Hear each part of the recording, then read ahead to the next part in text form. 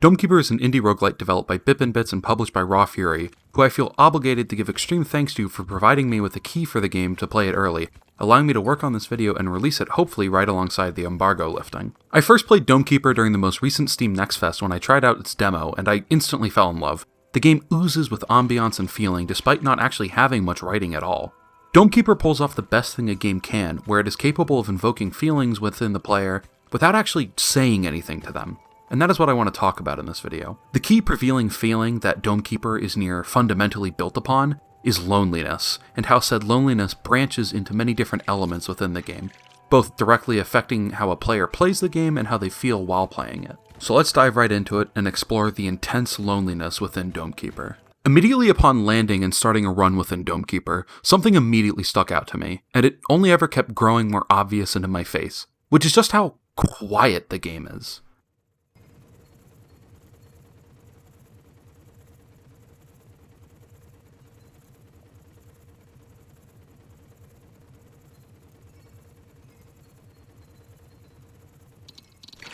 The music by design only comes in every once in a while, usually relating to events or things that are happening around you, and mostly the only sounds you'll hear will be your equipment whirring or the drill breaking blocks. There is a distinct lack of just noise happening in the game, which I think is something that really helps amplify the vibes. When the grand majority of sounds you're hearing are coming from you and your actions, it really starts to set in just how little is happening around you. This leaves the player more alone with themselves because even something like constant background music will help usually fill in the void that's left by the lack of allies. That isn't to say that all the sound design or music is lacking. Not at all. Quite the contrary. The music is all fantastic and really helps amplify the feelings when it comes in, and the sounds are equally quality.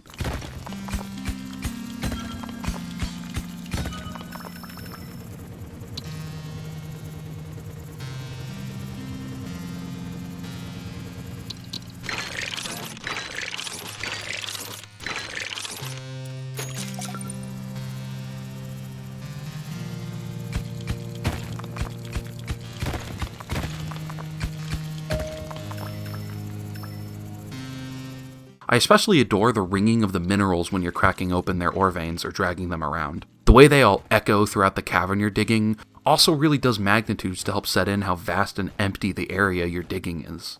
Speaking of the sound design, it's best I circle back and remind you all that you aren't actually alone on this planet.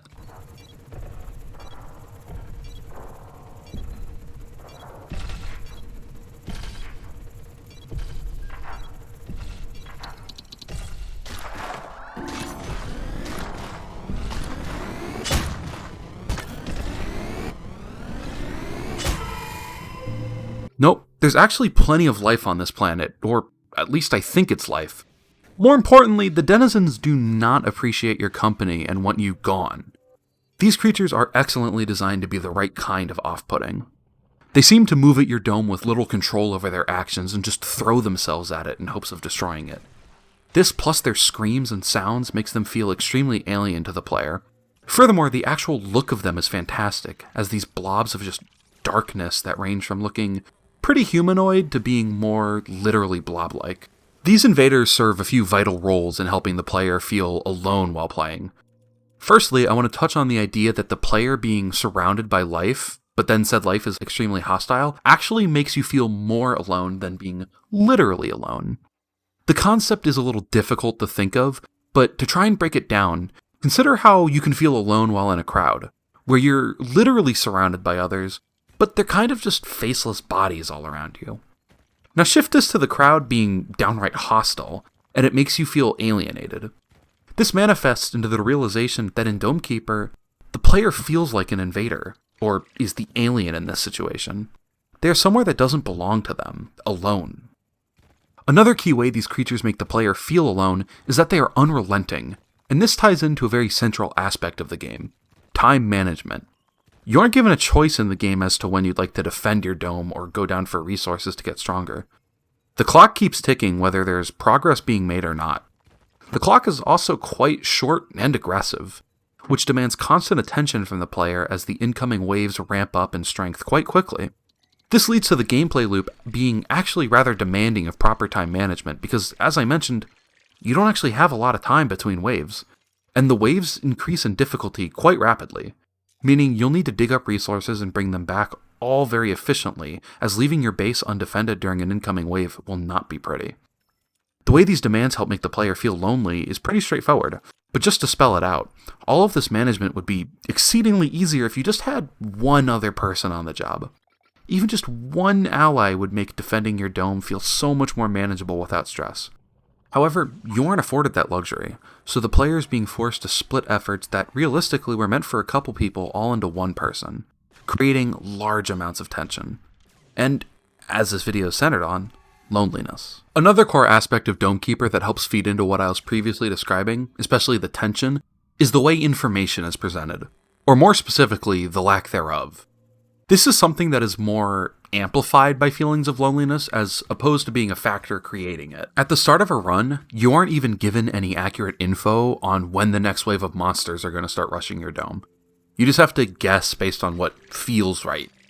There is a rather cheap upgrade you can get pretty much right at the start of a run that gives you a little bar that ticks down showing you when the next wave is coming, but that isn't very detailed. It doesn't display any actual numbers, and from my gameplay, I couldn't even tell if it was really ticking down always at the same speed. So you're mostly just given the idea of when you need to start returning back to base to get prepared for defense. This alone provides a lot of tension to the player because there will be times where you have less time than you initially thought, and you start to arrive late to your defense, which is another time I bet you'd wish that you had some friends helping you out. Another aspect is that you aren't initially actually shown how much remaining HP your dome has, which is another upgrade that can be obtained quite quickly during a run, but I want to touch on the visual damage your dome receives. Without having the ability to actually directly see your dome's HP, the visuals of the dome are a little misleading, but I think it's in a way that's pretty cool. Basically, as the creatures attack your dome, it gets messed up, like just completely covered in cracks and damage, just all sorts of carnage. Except, despite how intense it is visually, the health bar will tell a different story. Your dome may look like it's on the verge of collapse, but it's actually sitting at like 50 or 60% HP, which is not an ideal circumstance, but nowhere near as dire as it seems. This creates a feeling of tension for the player even though there isn't actually much danger at all. The intensity of how damaged your dome is visually will end up making things feel more stressful than they are, especially in a tight combat scenario. I really appreciate this because it creates that stress and tension I mentioned, but still has the leniency for the player and allows mistakes to be made. This segues into where I'd like to talk a little bit about how runs end in Domekeeper, because I absolutely love the way it's presented. This is of course a bit of a spoiler, which I don't want to ruin the surprise, so if you'd like to skip past this, click onto this timestamp here in the video. I've kind of intentionally not talked too much about the raw gameplay of Domekeeper, because both I think it's pretty straightforward from watching, but that's also just not the point of this video. But to talk a little bit about it, the goal of the player in Domekeeper's standard mode is to find a special relic hidden somewhere in the depths below your dome, then return it back up to the surface. As an aside, the actual moments created when you found the relic and have to power up the vault to obtain it with the ambient music in the background, it's absolutely peak. Amazing job there. Once the player has actually returned the relic to their dome, their base is fully healed and a wave of monsters starts encroaching instantly. Naturally, you'll start fighting it off, and slowly you'll start to realize this is no ordinary wave to defend. The incoming monsters start to pile up and will likely start to overwhelm your defenses quite quickly. No matter how much fighting you do, it seems they just won't stop coming, and your dome's HP is rapidly depleting.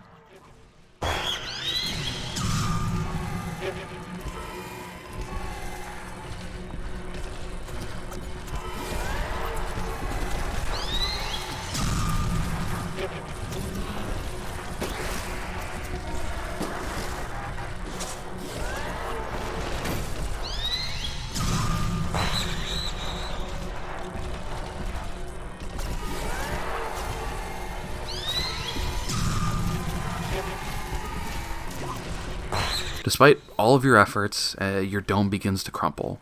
Then suddenly, the relic powers up, takes center screen, flashes everything, and just eradicates all the offenders. You're then presented with the run complete screen. I absolutely adore the way this is presented. It leans very much into that kind of artificial tension I described earlier, but really cranks it up. The first time I experienced it, I was so intentionally engrossed in the incoming overwhelming assault on my base and such, that I was just blown away.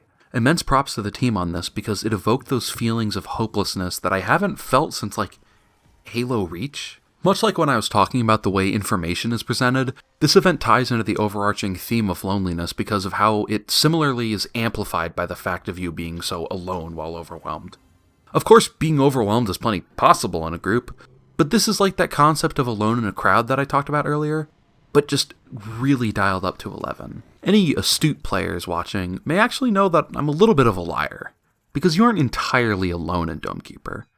However, I actually believe this helps improve the feelings of loneliness as opposed to detract from them. This is because loneliness being set as the standard actually leads to the player having only more and more appreciation for any allies they gain while playing. Whether it be the seemingly purely aesthetic pets that can hang out in your dome, or the ever-helpful Drillbert, who you can drop off in the mines and they'll dig up some areas for you, just to help even the load a bit. The standard of being so lonely while playing helps make the impact of these friends hit so much harder, because they're your very few and far between breaks from being so just overbearingly alone. Even if the pets don't do anything practical, they provide company, which is a very powerful thing to provide. In a game like Domekeeper, it's the little things like this that end up mattering a lot, which is where I think I'd like to end this video off, because there's a lot of little things that Domekeeper just does so well to convey the feelings I've attempted to describe in this video. So I just very earnestly urge you to give this game a look. It's absolutely worth your time. Thank you again to Bippinbits and Rawfury for the opportunity to let me give this game an early look. And, like, comment, subscribe.